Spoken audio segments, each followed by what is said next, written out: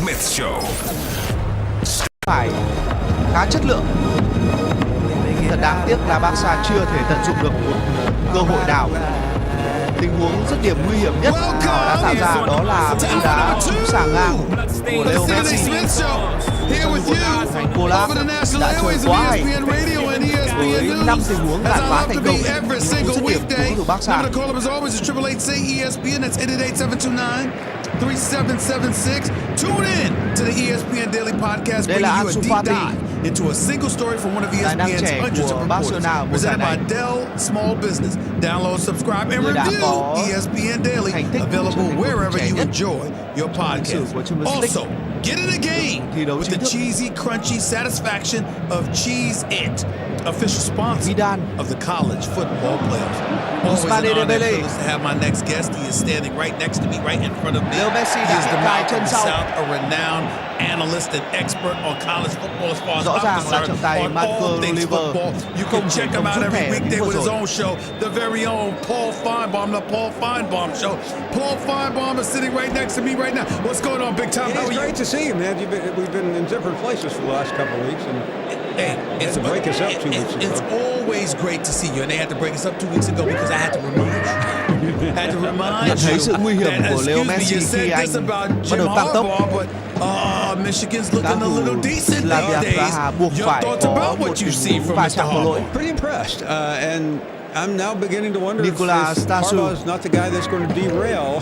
Đã chơi ấn tượng ở trong hiệp một. We flip a lot. I loved him early on, but after that Wisconsin game, Stephen A., it was hard to believe.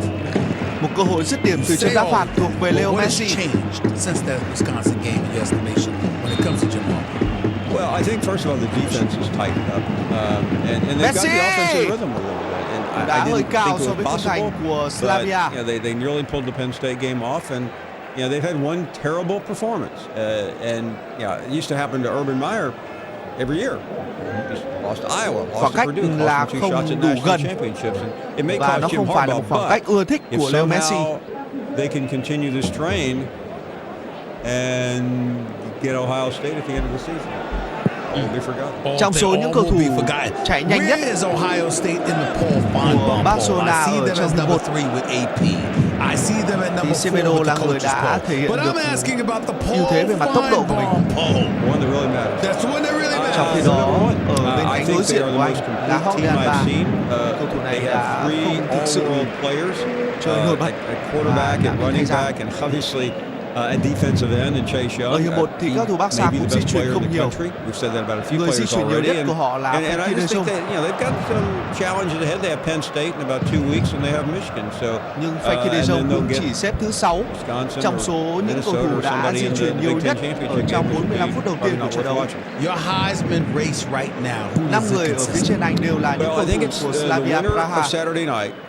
Những người phải chạy đội bóng nhiều hơn ở trong 45 phút đầu tiên. Messi, he's going to get back in the running. Joe Burrow, you can't win the Heisman on November 9th, but you can certainly put a stamp on it. Although as soon as I said that, Lamar Jackson, 4 years ago, he won the Heisman in September. By the time we got to December and Deshaun Watson came of age, các trung vệ của Slavia vẫn đang theo kèm rất sát. I think Burrow could be the biggest beneficiary of that game Saturday. I still don't think the people that vote in the Heisman will go for Chase Young because a lot of these guys are. I'm not acting like I'm 25, but these are không hề có quả phạt góc dành cho Slavia. Of senior status, and they will just resist voting for a defensive player because they don't understand it. vẫn đang cho thấy sự tỉnh táo của mình. Still to be determined, but Burrow is the guy that even if it's a close game, still has a good shot. Right here with Steve Roberto ESPN Radio, ESPN Dembele on ESPN.com right now. This is a story. I haven't read the story yet. I just saw it just popped up on my screen.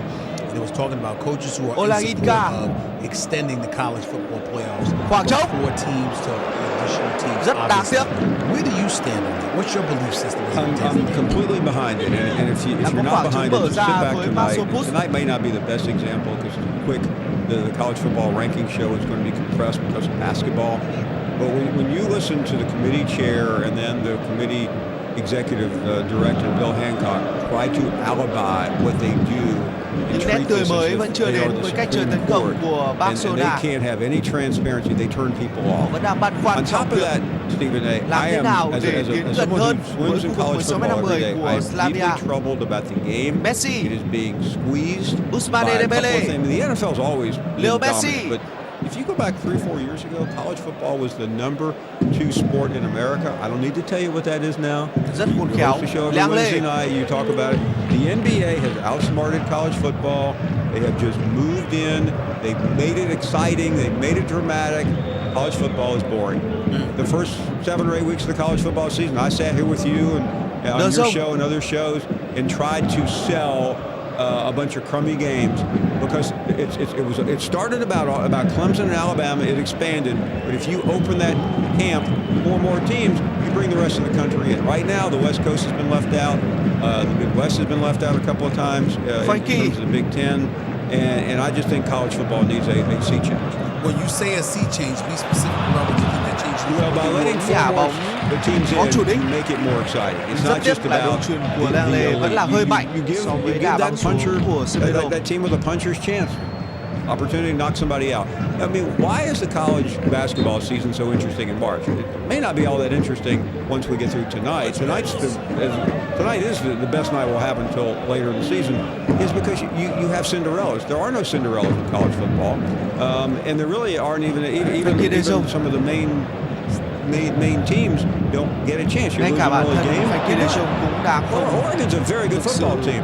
They had a 15-point lead against Auburn.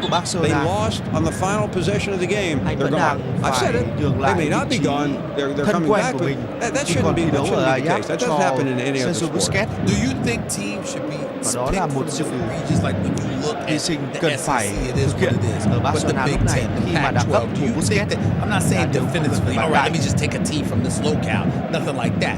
But if it's a formidable team, let's say, for example, you got Ohio State, you got LSU, you got Alabama, okay? But what if Oregon was in that top 5? What if somebody like that was in it? I'm looking at it from along those lines in terms of attractive from a geographical perspective, getting some of those teams in to sort of elevate interest. Are you a proponent of that? If you go to 8, then I think the only way to get it passed would be to get the Power 5 conferences an automatic berth. Arturo Vidal pick and choose. Không có lỗi của Slavia Praha. My problem with college football is it's primarily run by 5 commissioners. Arturo Vidal vẫn đang cho thấy sự nguy hiểm trong những tình huống xâm nhập vào cấm của mình. And these people are so slow to change. Even just like with the NCAA, not to dig up last week's news, but they still don't get it. They haven't seen the sea change moving across the country. By a year from tomorrow, we need to have a resolution. How about today? But they can't seem to do it because they're bureaucrats. We're fresh out my audience's memory as it pertains to what you just brought up. NCAA being a little bit late to the party. For those that may not remember, we got the image and likeness players being able to profit off of their name and likeness. Không được, sẽ là thuận lợi hơn cho đồng đội của Stanciu nếu như đó là một pha châm bóng sang cánh phải dành cho cú phạt. Frankie De Jong, Sergio Roberto, last week, and you said it was much ado about nothing about them joining the fray and jumping on the bandwagon. Why did you say that? Well, I said that because they still haven't done it. They have this august committee where they say we are asking the NCAA to come up with a solution a year from now. Sự xuất hiện của Sergio Roberto đang giúp cho những đợt tấn công từ tuyến 2 của Barcelona trở nên phức tạp hơn. The Housing and Urban Development Cabinet Office, and they said, well, we'll take that under advisement. I mean, they're not going to do anything until there's a lawsuit. So that's what I mean by that. And I'm afraid that college football, they think they're doing well because people watch the games, and but they're not. The attendance is. I look around college football every week. Forget Alabama, LSU. Look at Arkansas and Mississippi State. There are 35,000 people in a 75,000 seat stadium. Television has just dragged that bone dry. Leo Messi. And I just don't think. Thêm một lỗi đẩy sau đến từ Friedrich. But I think the NBA model is worth looking at. You know what? Boren đang rất tập trung. But The NBA figured it out a couple years ago. They have superstars. Một pha xâm nhập quen thuộc của Sergio Roberto từ cánh phải. But it's such a Frankie De Jong. It's such a diluted product when you get games like last week. Clemson playing Wofford in the middle of the Pha season. chuyền bóng quá khó của Langley dành cho Ousmane Dembele. You and I going back and forth, not so much of a question or a statement because you gave it to me. I think the NBA does a magnificent job of allowing personalities to elevate. Thực sự đó là một đường truyền đầy tinh tế của Dembele dành cho Sergio Roberto. Thật đáng tiếc là pha chạm bóng để đưa bóng qua hai chân của thủ thành Gola đã không thể trở thành hiện thực dành cho Sergio Roberto. Ibrahim Traore, cầu thủ đã chơi mờ nhạt kể từ đầu trận rời sân để nhường lại vị trí cho Stanislav Strech.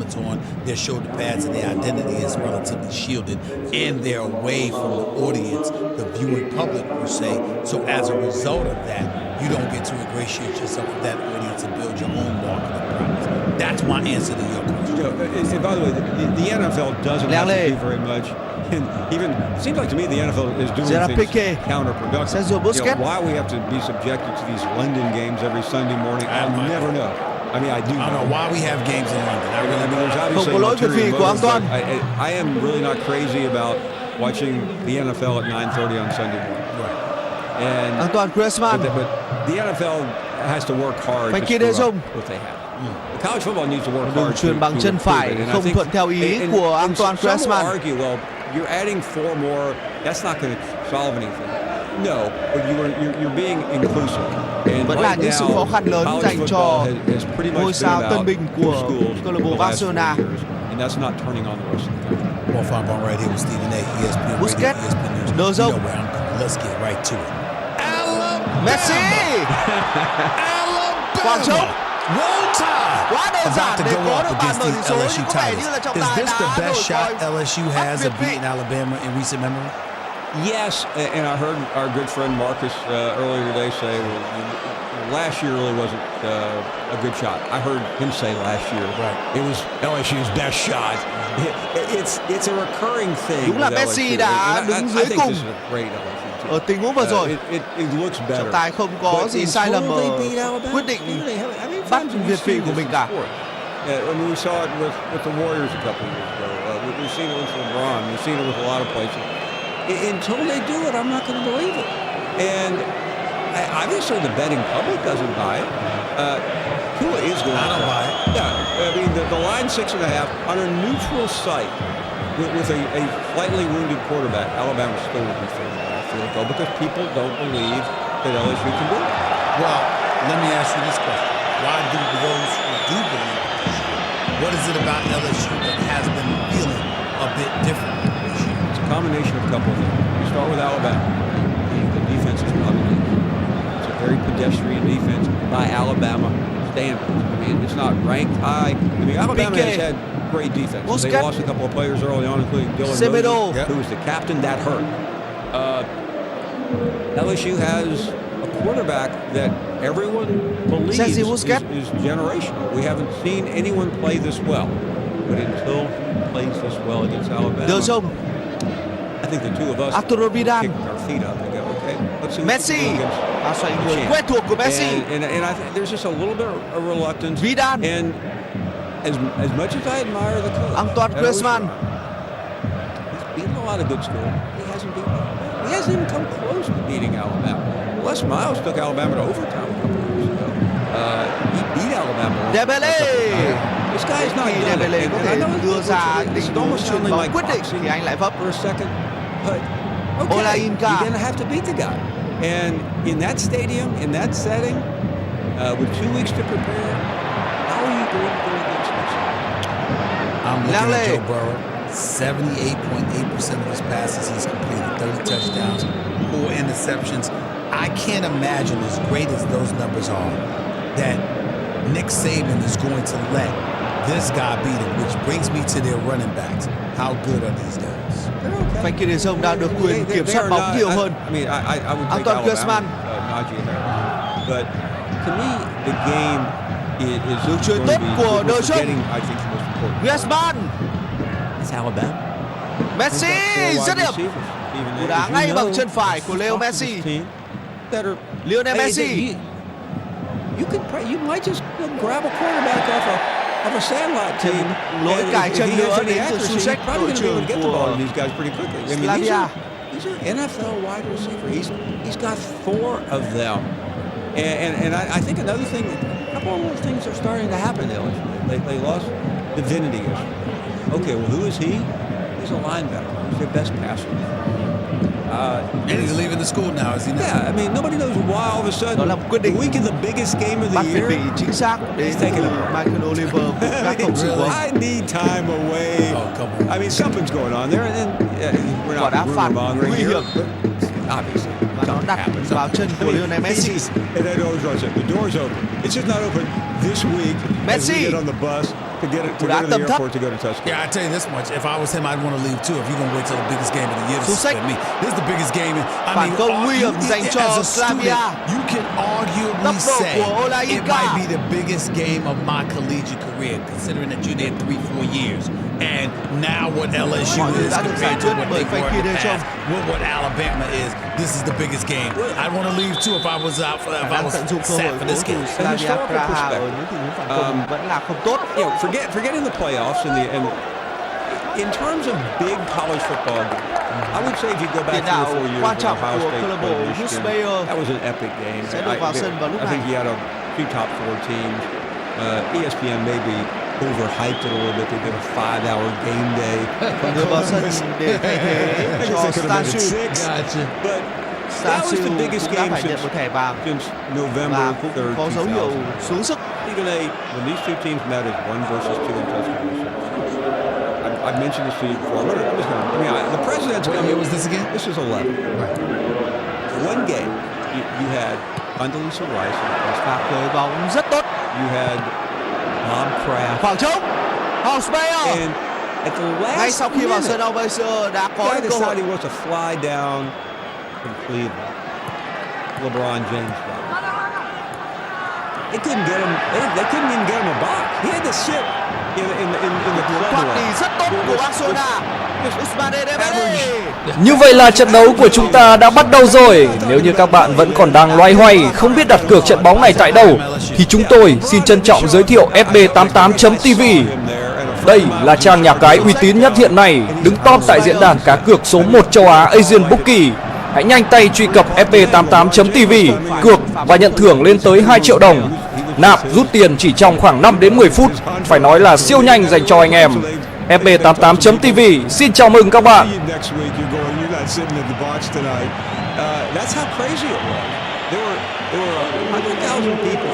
Ousmane Dembele rời sân để nhường lại vị trí cho Ansu Fati. There were 70,000 people in the quad watching it on the big screen TV. I've never seen anything like it. Của Barcelona lại được vào sân để được sát cánh cùng với thần tượng của mình, Lionel Messi. Và chúng ta sẽ chờ đợi xem điều gì sẽ xảy ra. Liệu Ansu Fati có được bàn thắng đầu tiên hay không? I doubt that. I doubt that, Paul Feinbaum right here with yours truly. And so you made a lot of news this morning because you said this is an absolute must win for Alabama. Nhưng một lần nữa, Frankie De Jong bọc lót thành công. Let's say Alabama loses. They don't have a good Arturo Vidal. They still have a trip to Auburn, but Auburn's got 2 losses. Likely they have 3 because they play Georgia in 2 weeks. So Alabama's biggest win of the year, if they beat Auburn, will be over a 3-loss Phút Auburn 65 cuối đầu team. giữa Barcelona And by và the way, Slavia Praha. Alabama beats them. Tỷ số vẫn đang là không đều. The best win Barcelona is chưa over thể a có được bàn 4-loss thắng. Auburn team. The second best Và win is over ở trong hiệp 2 của trận đấu này thì họ cũng chưa có một cơ hội rất Texas A&M, cụ thể nào Georgia and LSU. vở tỷ số trận đấu cả. Ngoài tình huống ghi bàn trong cú đĩa việt vị của Arturo Vidal. They lost a home game. Leo Messi. I'm using a contrarian. You're gonna let, even though they look good, you're gonna let them in the playoffs. Let me paraphrase. Hausmeyer. You say because I've had to deal with you about this before. Các thủ Slavia Praha vẫn đang You chơi said to me, ổn định Clemson, về mặt you tâm know lý. what? The hell with what happened last Họ year. không hề You sợ know what? hãi They're not trước a playoff những team tình this huống year. vây giáp pressing You của were thủ talking about Barcelona. that weeks ago. Now you're telling me, Paul, that you are of the belief that if Pepsi. Alabama loses this game, Alabama, roll tide, Tudela. Nick Saban, Rất khôn ngoan. They lose this game, they're not going to be a vital Và tạt bóng của Borin lại là hơi mạnh. They'll need help. And I don't want to sound like one of these stat geeks, okay? But I'm going to give it. Busbauer. There's only one coach in Phạt góc 80 cho years. Slavia Praha sau một tình huống xử lý có phần không khôn ngoan. Nelson Semedo. In the final Jeopardy, Anthony Nixon. And now these committee guys are smarter than some of the, or more objective, I should say. Maybe not smart, more objective than some people driving around in Queens right now listening to Stephen A. Smith. But there's going to be a lot of it depends. Now, if Ohio State wins out, let's just say that Clemson wins out and LSU wins out. Wow. Who gets it? You got Penn State losing narrow games to Ohio State. You got Oregon out there with that last-second loss. Well, it's not something I have to entertain because here's my thought process. If the game went LSU, I'd be worried as hell about that. I'm just not worried about them losing on their home turf in Tuscaloosa, Alabama, on their home turf. I just refuse to believe that. I can't see that happening. I don't see that happening. And that's just the way I'm at with it. Đội trưởng Susek của Slavia Praha kể từ đầu trận vẫn đang chiến đấu tuyệt vời. Average fans can almost remember when Alabama loses at home. Nó khiến cho đội quân của Ernesto Valverde bị lép vế ở trong khu vực này. Và đó là lý do mà ông chuẩn bị tung Ivan Rakitic vào sân.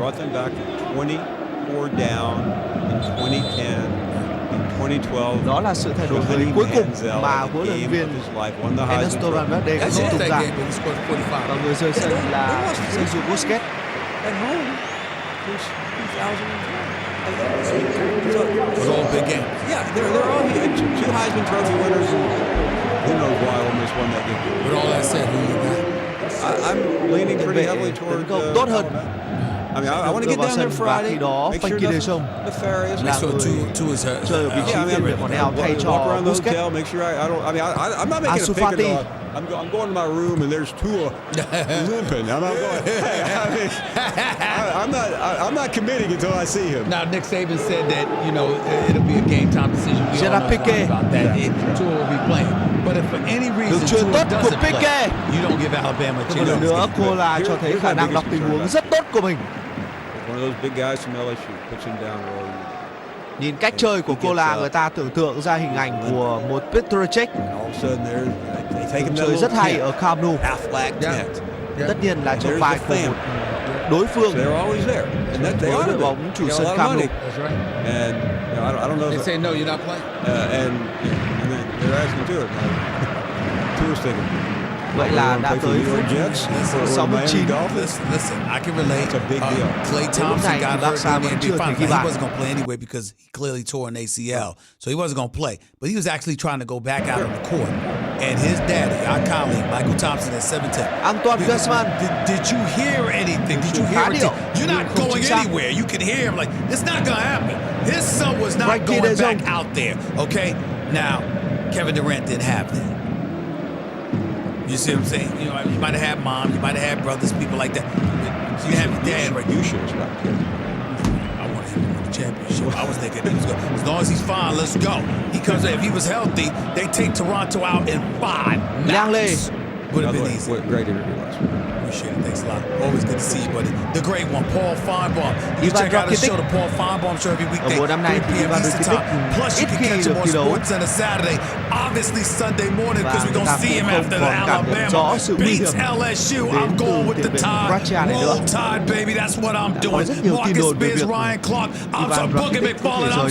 I'm sorry. Paul Feinbaum, you can catch him. I'll be watching you, and I'm going to mess with you. I'm going to be tweeting you and Marcus Spears. I'm not going to mess with you so much, but I'm going to make sure I include you when I'm trolling Marcus Spears all Saturday long. Good seeing you, buddy. 888-SAY-ESPN is 888-729-3776. Back with your calls in more than a minute. It's the Stephen A. Smith Show. ESPN Radio, ESPN News. By the way, when it comes to hiring, you don't have time to waste. You need to get to your shortlist of qualified candidates fast. That's why you need Indeed.com. Post a job and then set up screening questions based on your job requirements. And zero unqualified candidates using an intuitive online platform. Your time is precious, so let Indeed help you get to your shortlist of qualified candidates and discover why more than 3 million businesses use Indeed for hiring. Post a job today at Indeed.com/hire. That's Indeed.com. Bây giờ Barcelona cần những khoảnh khắc bùng nổ Satisfying đến crunch cá of nhân Nature như Valley crunchy bars to Messi. keep your family going.